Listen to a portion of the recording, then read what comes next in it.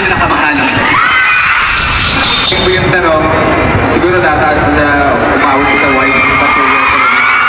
White material ko. Talking about Bea, yes po. Kilala naman ng tao si Bea as ganun talaga. White material ka daw, Bea.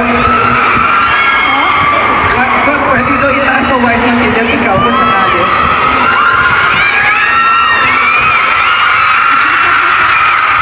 Ayun naman ang mga tao na... Hindi, tsaka opo naman. Kasi syempre din, di ba, Wilbert is very goal-oriented eh. Kumbaga, meron siyang perspective of what he wants. So, syempre, di ba, who wouldn't want that? Syempre, di ba, kailangan yung may plano naman talaga. Hindi naman pwede yung winging it lang or what. So, opo naman. Parang naniniwala na yata ako sa sinabi ni Direk na dito hindi na kayo halos nag-uusap dahil mata nyo na lang ang nag-uusap. Ayun, ayun. Parang ganun po. Ako yung tanong. Since Love You Lots ang title ng project nyo, gaano nyo nakamahal ang isa't isa? Gusto mo lang ulitin ko, Wilbert. Madami naman kinds of love. And of course, matagal-tagal na din po kaming nagkasama sa G-Zone and all. Dami po kaming nakilala namin yung isa't isa. And madami po kaming ventures together. Yes. Ano ba naman? Of course po. Wala po naman. Bea. Opo. Kung ano po yung sinabi niya. Kaya I'm sure gusto ng lahat dito, dagdagan mo ng konti yung sagot mo. Like, yung sinabi niya po. Dinagdagan ng words. Hindi, pero yun po. Siguro, marami nga naman kasi, di ba, ways and definition of love, ganyan. Pero, to be able to work with someone that you're very confident with, I think that says something din naman po. Ayun.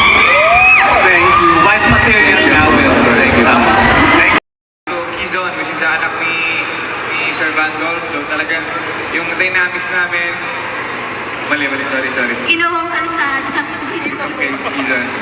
So yung dynamics namin, mabilis na lang kasi tingin lang kami, ad-libs, mabilis lang. So it's fun to make parang like sa mga eksena sa comedy, it's fun na may mga kasama mo talaga, alam na nila ginagawa nila.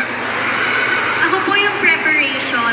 Yes, I read some articles about it, ganyan. And kahit yung, I think yung team din po, sa creatives, ganyan. Meron po kaming doctor that kinonsult ng Viva, nag-guide talaga even with the scripting. And we met Doc as well.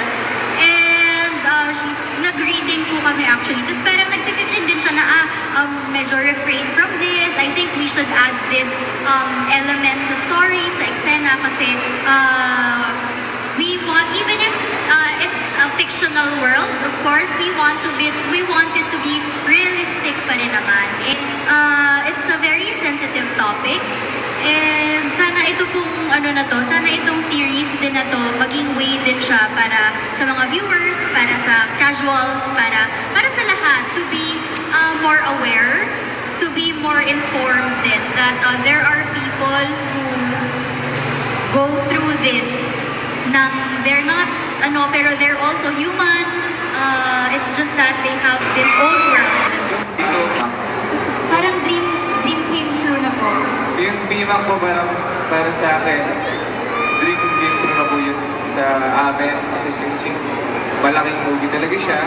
And ayun, and same team din yung gagawa. So, mas magaan sa amin. Hindi ako. Ay, di ba ikaw? Ay, okay, hindi pala ikaw. How about you, Miss Bea?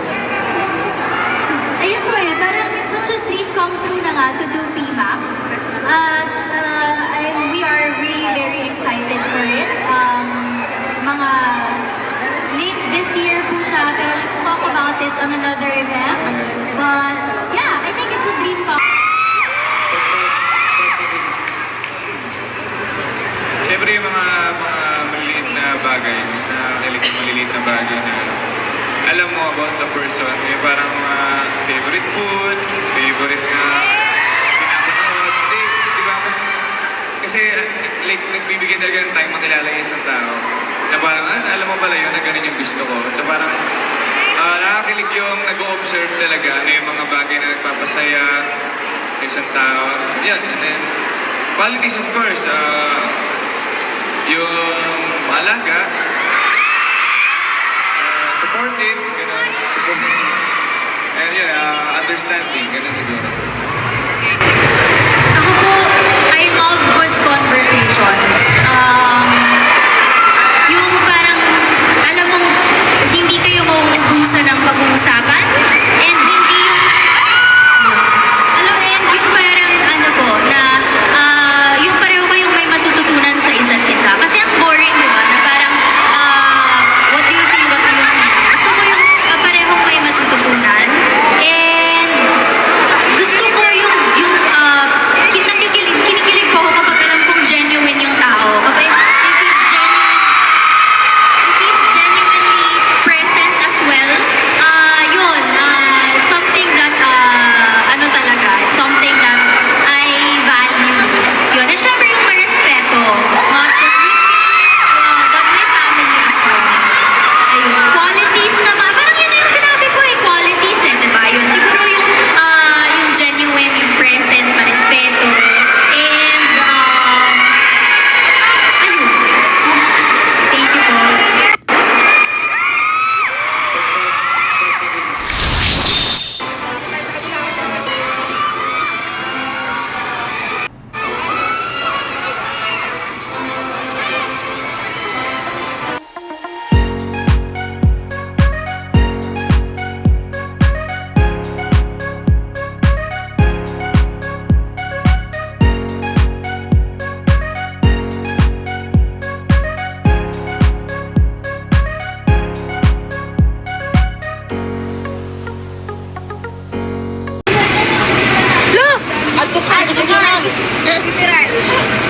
Bakit? Ang cute naman ito!